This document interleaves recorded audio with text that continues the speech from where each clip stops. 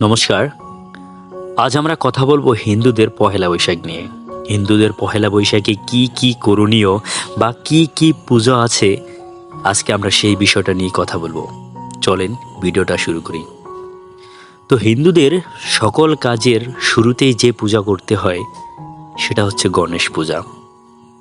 পহেলা বৈশাখের দিন মূলত গণেশ পূজা পালিত হয়, আর এটা অত্যন্ত শুভ। যে কোনো কাজের আগে, যে কোনো ভালো কাজের আগে যদি গণেশ পূজা করা হয় সেটা অত্যন্ত মঙ্গলময় হয়। তাই বিশেষ করে হিন্দুরা এই দিনে, ব্যবসায়ী যারা আছে তারা এই গণেশ পূজার মাধ্যমেই হাল খাতা শুরু করে। তারপরে রয়েছে ঘট পূজা। হিন্দুরা পহেলা বৈশাখের দিন একটি মাটির ঘট, এর উপর ছবি এঁকে অর্থাৎ স্বস্তিকা ছবি এঁকে তারপরে পূজা করে থাকে। পাঠকদের সুবিধার্থে নিচে হিন্দুদের পূজায় বিভিন্ন ঘটের ছবি এঁকে দেওয়া হয়। তৃতীয় নম্বরে রয়েছে হিন্দুদের সিদ্ধেশ্বরী পূজা।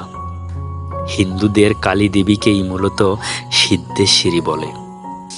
বিভিন্ন বই খাতাতে বলা হয়েছে এই পুজো বইমেলা অথবা পহেলা বৈশাখে শুরু হয়ে থাকে।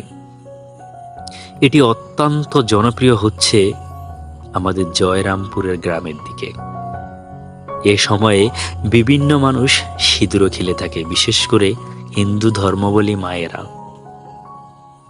এর পরপরই রয়েছে অত্যন্ত জনপ্রিয়, সেটি হচ্ছে চৈত্র সংক্রান্তি।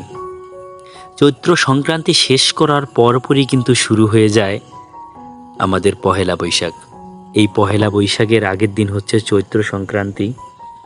আর পহেলা বৈশাখের দিন কেউ কেউ আবার পান্তা ভাত, ইলিশ, আবার কেউ কেউ সেই দিন বিভিন্ন বাহারি রঙের সাজে নিজেকে সাজিয়ে তোলে। আর বিশেষ করে এই দিনের আকর্ষণও থাকে চড়ক পূজা।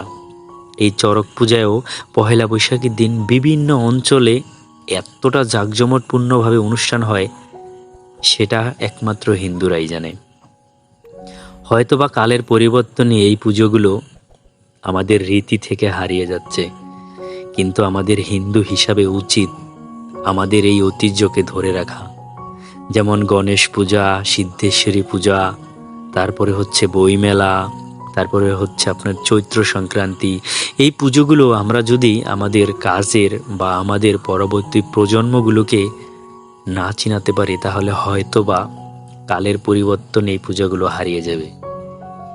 তাই হিন্দুদের এই পহেলা বৈশাখটা শুভ হোক, আর প্রত্যেকটা মানুষই যে কোনো শুভ কাজ করার আগে যদি গণেশ পূজা করা হয় সেটা আরও শুভ হয়।